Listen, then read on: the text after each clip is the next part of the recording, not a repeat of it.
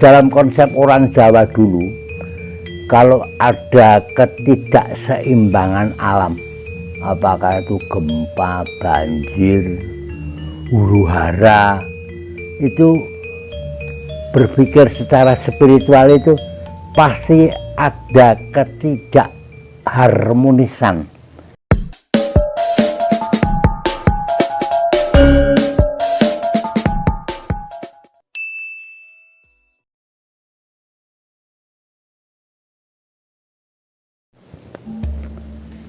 Pemirsa Jawa Baru Channel, selamat berjumpa kembali.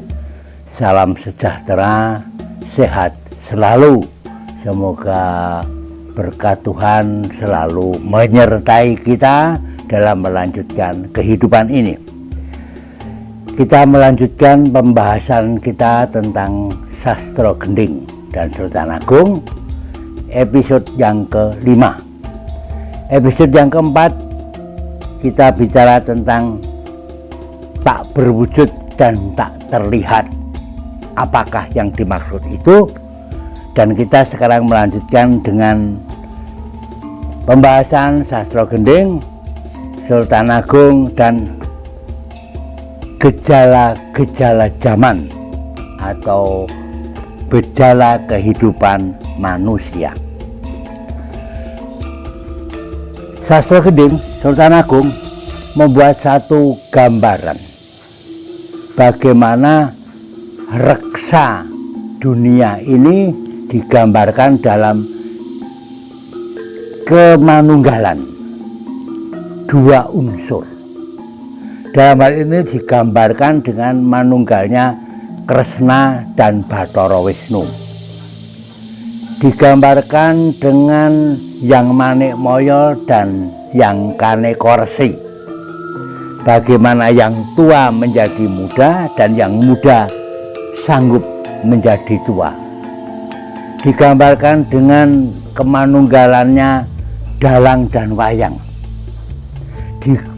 Digambarkan dengan kemanunggalan Mino, ikan, Mino dan samudra, ikan dan lautan, yang keduanya tidak mungkin terpisahkan. Tetapi kita ambil salah satu contoh tentang kemanunggalan Kresna dan Bathara Wisnu yang diambil sebagai simbol dalam Sastro Gending ini. Dewa Wisnu dianggap sebagai dewa pemelihara yang mengejawantah, yang menjelma dalam diri Prabu Kresna. Tetapi dalam kenyataannya Wisnu si pemelihara, Dewa Wisnu si pemelihara dunia untuk menjaga ketentraman dunia ini, kalau sudah marah dan tersinggung yang dengan alasan yang bisa dipertanggungjawabkan luar biasa. Ketika dalam cerita Kresna Duta, Kresna menghadap para Kurawa minta kembalinya negara Hastinapura. Di dalam pertemuan itu disetujui oleh para Kurawa.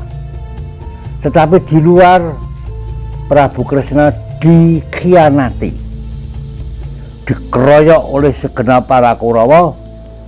Kresna sebagai titisan Wisnu marah luar biasa, bertriwikrama, berubah menjadi raksasa.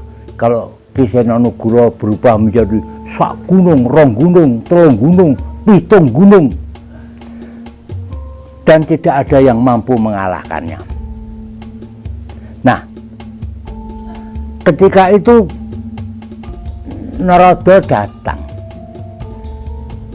harap sabar dan kembalilah ke wujudmu. Apalagi kalau hanya Kurawa saja pasti bisa kamu lebur. Jangan hanya Kurawa, 3 dunia, jagat Triloko, kamu lebur sekali dalam sekejap mata, selesai. Maka Triwikrama itu adalah tiga wikrama itu langkah. Jadi satu langkah 3 dunia tercapai. Dalam konsep dulu ada Yamaloka, Janaloka, Indraloka itu bisa dibinasakan oleh Wisnu yang Triwikromo menjadi dalam pewayangan disebut Braholo. Nah, artinya apa? Artinya manusia mesti harus tanggap dengan kejadian-kejadian alam, termasuk di dalamnya manusia itu juga bagian dari alam. Ada teguran. Teguran itu bisa lewat sesama, bisa lewat guru, bisa lewat sahabat, bisa lewat orang tua, bisa juga lewat peristiwa alam. Contohnya kalau kita membaca tentang banjir, itu lalu ada yang menganalisa karena apa? Karena proses eksploitasi hutan tidak seimbang dengan penghutanan kembali atau penghijauan kembali. Itulah tidak imbang. Kenapa Kresna Triwikromo marah besar? Karena tidak imbang. Karena Hastinapura itu kan haknya para Pandawa, dan para Kurawa itu hanya sementara. Anak-anak Pandawa masih anak-anak, lalu diserahkan kepada Prabu Dastarata. Lalu ketika besok sudah anak-anak Pandu yang 5 orang itu besar, supaya diberikan, tetapi kenyataannya tidak diberikan. Ada teguran besar. Lewat apa? Lewat Bathara Kresna sebagai titisan Wisnu. Nah, ini ada semacam nurani yang dininabobokan. Sebetulnya dalam hati berkata ya, tetapi demi gengsi, demi apapun itu kadang-kadang kita mengatakan tidak. Nah, sebagai gambaran ini saya akan mengidungkan dalam pupuh 4 pangkur bagaimana Kresna yang Triwikromo itu menegur para Kurawa, meskipun teguran itu akhirnya juga tidak didengarkan. Tembangnya pangkur. Kayata Narendra Kresna lawan risang Bathara Wisnu Murti, iku ibarat satu karo-karoning tunggal cipta sarasa sauripipun, yang Wisnu upama sastra, Sri Kresna upama gending.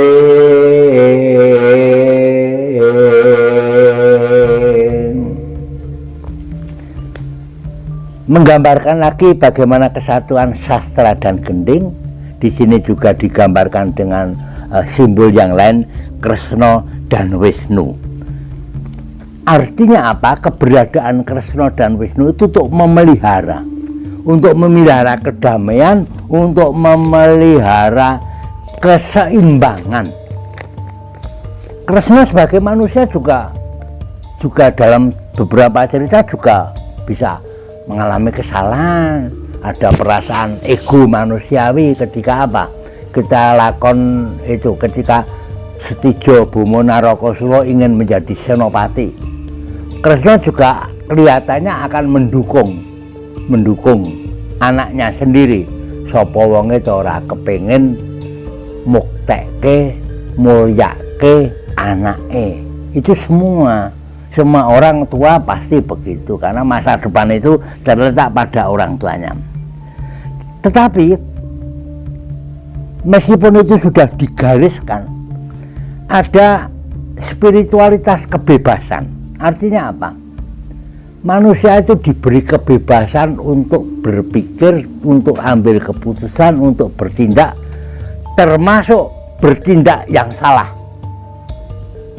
Diberi kebebasan dengan segala konsekuensinya, dengan segala resikonya. Nah, spiritualitas sastra gending itu tetap relevan bagi kehidupan dunia saat ini, Karena apa? Karena membuat keseimbangan. Kita punya suara hati, kita punya nurani. Kalau kita itu gampang ditegur, gampang tanggap sasmito, gampang tanggap semu, gampang tanggap zaman, sebenarnya tidak ada sesuatu pertikaian yang luar biasa. Peristiwa-peristiwa di dunia ini, peristiwa-peristiwa di negeri ini, kadang-kadang kita menjadi apa ya, agak heran karena di mana sebenarnya perasaan antara kepatutan, kelayakan dan keseimbangan. Dan yang paling mengingatkan sebelum diingatkan oleh orang lain, sebenarnya kita juga telah diingatkan oleh diri kita sendiri, oleh nurani kita sendiri. Selama kita tidak bebal, selama kita tidak terlalu sering menutup keterbukaan hati kita atas teguran alam. Dan dalam konsep orang Jawa dulu, kalau ada ketidakseimbangan alam, apakah itu gempa, banjir, huru-hara, itu berpikir secara spiritual itu pasti ada ketidakharmonisan antara manusia dengan Tuhannya. Kalau manusia tidak imbang, tidak harmoni dengan alamnya, itu menjadi manusia juga tidak imbang dengan Sang Pencipta. Masih akan saya kidungkan satu kali lagi, yaitu masih tentang gambaran Kresna di Pupuh Pangkur ini, bait yang ke-14. Naya risang Padmanaba, kekasih Sang Hyang Wisesa Jati, winenang handom rahayu, mayu rahayu ningrat, yen bekrudha Triwikrama warna diyu, jeklir anggane Saptarga, genjot bumi gunjang ganjing.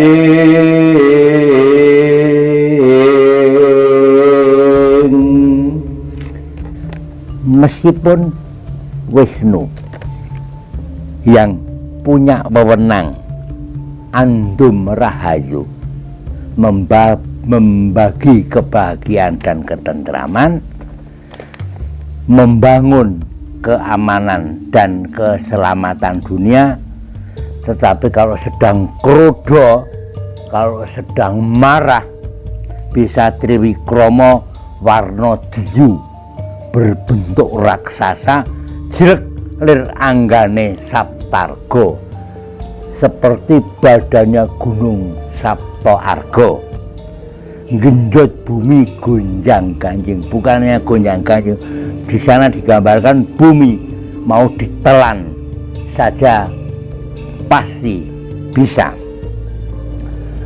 Para pemirsa Jawa Baru, inilah kurang lebih kira-kira episode kelima, bagaimana kita menurut Sultan Agung dalam Sastra Gending kita tanggap terhadap gejala alam, termasuk manusia bagian dari alam. Kalau kita tangkap dengan kehendak sesama, lewat pemerintah, lewat legislatif, lewat eksekutif, tetangga, pengurus kampung, hidup pasti akan harmoni. Demikian yang bisa saya sampaikan di episode ini. Sampai ketemu lagi di episode berikutnya. Terima kasih. Salam sejahtera.